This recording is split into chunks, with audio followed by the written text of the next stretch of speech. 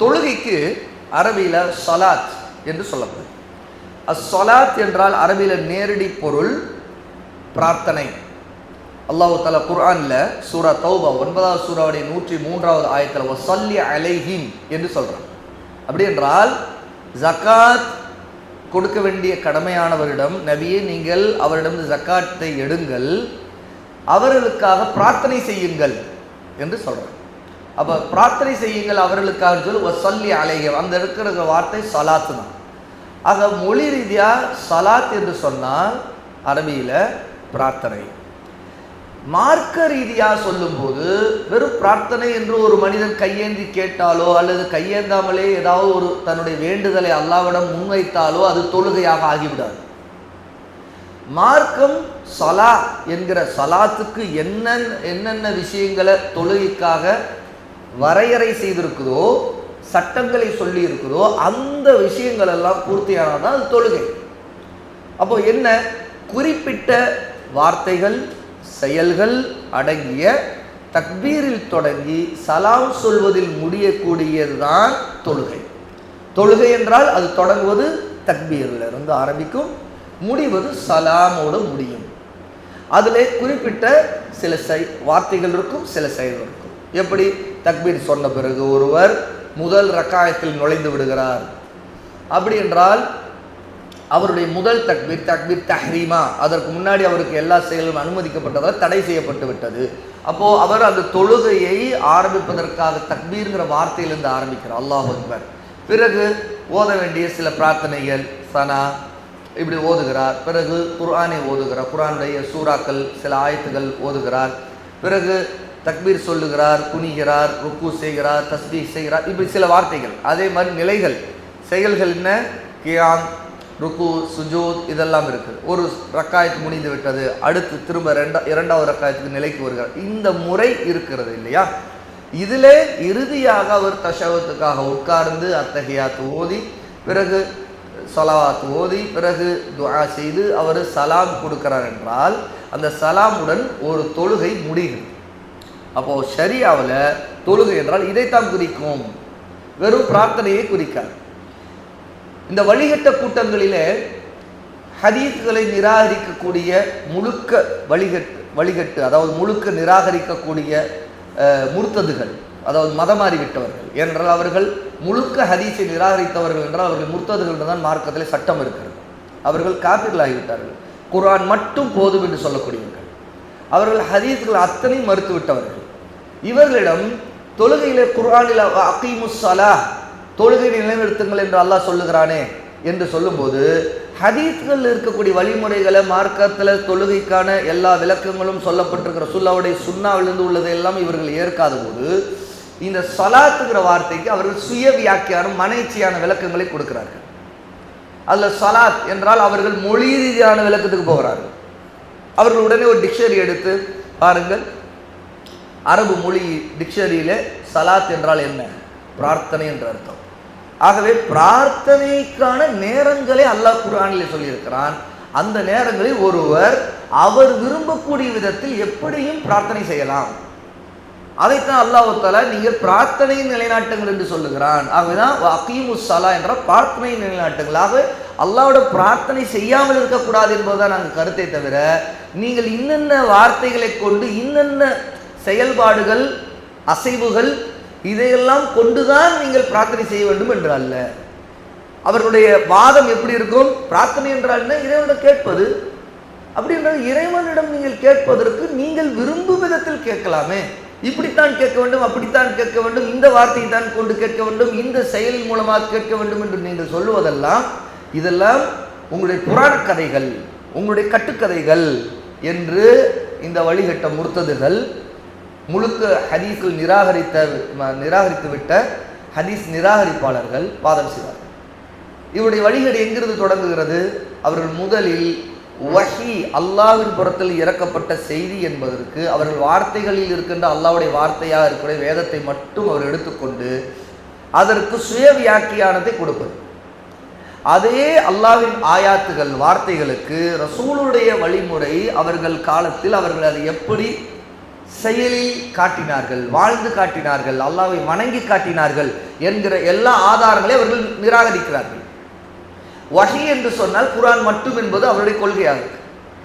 ஆகவேதான் இவர்கள் இந்த குஃப்ருக்கு போகிறார்கள். முழுக்க சுன்னாவின் ஆதாரங்களை அத்தனை நிராகரித்து விட்டு அவர்கள் அதற்கு பதிலளிக்க வேண்டிய கட்டாயம் வரும்போது, குர்ஆனுடைய ஆதாரங்கள் அல்லாஹ்வுடைய வார்த்தைகளுக்கு விளக்கம் தர வேண்டிய கட்டாயம் வரும்போது தன்னுடைய சுய இச்சை வியாக்கியானங்களை கொண்டு வந்து மார்க்கத்திற்குள் புகுத்துகிறார்கள். ஆகவேதான் அவர்களுடைய மார்க்கம் என்பது முற்றிலும் வித்தியாசமான புதிதான மார்க்கம். அதற்கும் இஸ்லாமுக்கும் எந்த தொடர்பும் இல்லை, எந்த சம்பந்தமும் இல்லை. அதற்கும் நபிக்கும் நபி தோழர்களுக்கும் எந்த சம்பந்தமும் இல்லை, அதற்கும் குர்ஆனுக்கும் சம்பந்தம் இல்லை. என்றால் குர்ஆன் அல்லாஹ்வின் வார்த்தைகளில் அல்லாஹ் நாடக்கூடிய கருத்தை அவர்கள் அதற்கு வைக்கவில்லை. ஆக சலாத்துங்கிற வார்த்தை பிரார்த்தனைங்கிறது தான் அதற்கு அர்த்தம் என்கிற ஒரு அவர்கள் பிடிவாதமாக பிடிக்கக்கூடிய அந்த வார்த்தைக்கான அகராதி பொருள் இருக்குது. அது மிகப்பெரிய ஒரு வழிகேடு. மார்க்கத்தை பொறுத்த வரைக்கும் நபி காட்டிய வார்த்தைகளால், கட்டளைகளால், செயல்பாடுகளால் வெளிப்படுத்தியதுதான் மார்க்கம். அந்த ஆதாரங்களுக்கு ஏற்பத்தான் அரபியை விளங்க வேண்டுமே தவிர அரபியில் ரசூலுல்லாவுக்கு முந்திய மக்களும் என்ன வார்த்தைக்கு ஒரு கருத்து வைத்திருந்தா அதுதான் மார்க்கம் என்று வாதம் செய்யக்கூடாது. இவருடைய பிரச்சனை இதுதான். இது போன்ற பிரச்சனை வழிகேடர்கள் எல்லா இடமும் இருக்கக்கூடிய ஒரே நீரோட்டமாக இருக்கக்கூடிய ஒரு பண்பு.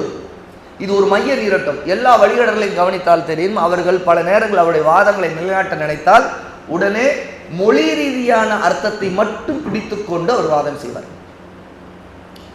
மார்க்கத்தின் ஆதாரங்களை புறந்தள்ளுவார்கள். இந்த வழியில் நுழையக்கூடிய வழிகேடர்கள் சுன்னாவின் ஆதாரங்களை முதலில் தள்ளிவிட்டுத்தான் குர்ஆனை கையில் எடுப்பார்கள். ஏனென்றால் குர்ஆனுக்கு சுன்னாவின் ஆதாரத்தை நிராகரித்து விட்டால் குர்ஆனுடைய விளக்கம் முற்றிலும் மாறிவிடும். யாரும் எந்த ஒரு தன்னுடைய மனைச்சியான கருத்தையும் குர்ஆனின் மீது திணிக்க முடியும். முழுக்க குர்ஆனில் அல்லாஹ் நாடி இருக்கக்கூடிய கருத்தை மாற்ற முடியும். என்றால் அந்த இடத்தில் இந்தந்த வார்த்தைக்கு மொழி ரீதியாக மக்களின் மனநிலைக்கு ஏற்ற வார்த்தை அர்த்தத்தை அங்கே சொல்ல முடியும். அவர்தான் உமர் ரலியல்லாஹு அன்ஹு சொன்னார்கள், உங்களிடம் எவனாவது குர்ஆனை கொண்டு வாதம் செய்தால் நீங்கள் அவனிடம் சுன்னாவை கொண்டு அவனுக்கு பதிலடி கொடுங்கள் என்று சொன்னார். ஏனால் குர்ஆனை கொண்டு வாதம் செய்கிறவர் அவருடைய மனைச்சியை பூத்துவார்கள். நீங்கள் சுன்னாவை கொண்டு அதனுடைய விளக்கத்தை பார்த்தால் தெளிவு கிடைக்கும். ஏனென்றால் குர்ஆனும் சுன்னாவும் பிரிக்க முடியாது.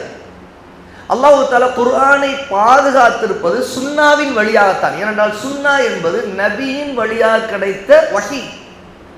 நபியின் கருத்து என்ன, விளக்குதல் என்ன என்பதை பாதுகாக்கக்கூடியது சுன்னா. அப்ப குர்ஆனுக்கு நபி கொடுத்த விளக்கம் தான் சுன்னா. அதை சரியாக விளங்கிக் கொண்டு வாழ்க்கையில் அமல் செய்தவர்கள் சஹாபா. ஆகவே நாம் குர்ஆனின் சுன்னாவையும் சஹாபா என்கிற சலஃபுடைய விளங்குதலோடு இந்த தீனை எடுக்க வேண்டும் என்று சொல்றேன். அந்த சலஃபுடைய விளங்குதலை சரியாக எடுத்துக்கொண்ட உலமாக்களிடமிருந்து கல்வி எடுத்துக்கொள்ள வேண்டும் என்று சொல்றேன். அவை இந்த இடத்துல ஞாபகத்தில் வைக்க வேண்டிய விஷயம், எப்போதுமே மொழி ரீதியான விளக்கம் என்ன என்பதை அறிந்து கொள்வது தவறல்ல. ஆனால் மார்க்க ரீதியான விளக்கத்தை முற்படுத்தாமல் மொழி ரீதியான விளக்கத்தின் மூலமாக மார்க்க ரீதியான விளக்கத்தை தள்ளி விடுவது வழிகேடர்களுடைய மிகப்பெரிய கோளாறுகளிலேயே முதன்மையான கோளாறு. பல நேரத்தில் அவர்கள் ஏதோ ஒரு புத்தகம் எழுதுகிறார்கள் என்றால் அந்த புத்தகத்துடைய முன்னுரையிலே அவர்கள் என்ன பெருமையாக சொல்லுகிறார்கள், நான் இந்த புத்தகத்தில் எல்லா ஆதாரம் குர்ஆனிலிருந்தே கொடுத்திருக்கிறேன், ஹதீஸ்களுக்கு போகவில்லை என்றால் குர்ஆனிலிருந்து கொடுக்கும்போது உங்களுக்கு இன்னும் வலுவாக அதனுடைய ஆதாரம் நிறுவப்படும். ஆக இப்படிப்பட்ட பிரமிப்பை ஏற்படுத்தினால் அடுத்து அந்த குர்ஆனுக்கு அவர்கள் கொடுக்கக்கூடிய விளக்கம் எல்லாம் சுன்னாவுக்கு புறம்பானதாக இருந்தாலும் மக்கள் அதை பார்க்கும்போது குர்ஆனிலே இருக்கிறது என்கிற அதில் லயித்து போன ஒரு நிலையைத்தான் அவர்கள் பிரமித்து அதை உள்வாங்கிக் கொள்ள மன அளவு தயாராகிறார்கள். இதுதான் வழிகேடர்களுடைய பிரச்சார முறை. ஆக எப்போதுமே குர்ஆனை சுன்னாவிலிருந்து பிரிக்க முடியாது என்பதும், குர்ஆன் பாதுகாக்கப்படுதல் என்பதே குர்ஆனுடைய வார்த்தைகள், அல்லாஹ்வுடைய வார்த்தைகள் அதனுடைய கருத்தோடு பாதுகாக்கப்படுகிறது என்பதை புரிந்து கொள்ளும். ஆகவேதான் ரசூல் ஸல்லல்லாஹு அலைஹி வஸல்லமுடைய பிரபலமான ஹதீஸ் இருக்குது, இன்னி ஊதீது, எனக்கு வழங்கப்பட்டிருக்கிறது கிதாபுல்லா, அல்லாஹ்வின் வேதமும், மிஸ்லுஹு மஅஹு, அதை போன்ற ஒன்றும் அதனோடு வழங்கப்பட்டிருக்கிறது. அதை போன்றது என்றால் வார்த்தையால் அல்லாஹ்வின் வார்த்தை குர்ஆன், அதை போன்றது என்றால் அதே வஹியை போன்று இன்னொன்றும் வழங்கப்பட்டு, அதுதான் அஸ்ஸுன்னா. யுஅல்லிமுஹுமுல் கிதாப வல் ஹிக்மா. நபி எப்படிப்பட்டவர்? அவர் வேதத்தை கற்றுக் கொடுப்பார், ஹிக்மாவை கற்றுக் கொடுப்பார். ஹிக்மா யானி அஸ்ஸுன்னா. இப்னு அப்பாஸ் ரலியல்லாஹு அன்ஹு விளக்கம் கொடுக்கிறார்கள், அல் ஹிக்மா என்று சொன்னால் குர்ஆனிலே அல்லாஹ் நபிக்கு கொடுத்த கிதாபு ஹிக்மா என்று சொன்னால், கிதாப் என்பது அல்லாஹ்வின் வேதம் குர்ஆனை குறிக்கும், அல் ஹிக்மா என்பது அல்லாஹ்வின் நபிக்கு அல்லாஹ் கொடுத்த சுன்னாவை குறிக்கும். இரண்டும் சேர்ந்து வழங்கப்பட்டிருக்கிறது. இந்த இரண்டும் ஹவுலுல் கௌசர் தடாகத்தில் என்னை சந்திக்கும் வரை பிரியாது என்று சொன்னார்கள். முஸ்னத் அஹமதிலே வந்திருக்கிற ஹதீஸ். நீங்கள் இந்த ஹதீஸை ஹதீஸ் பாடத்திலே நீங்கள் படிப்பீர்கள். ஆக இரண்டும் ஒன்றோடு ஒன்று பின்னி படைத்தது. ஆக இந்த இடத்தில் இதை நாம் ஞாபகத்தில் வைத்துக் கொள்ள வேண்டும். ஆக குர்ஆன் சுன்னாவுடைய ஆதாரங்கள் அடிப்படையில் தான் நாம் தொழுகையின் இந்த முறைகளை கற்றுக்கொள்ள வேண்டும் என்பதை நாம் இங்கு தெரிந்து கொள்ள வேண்டும்.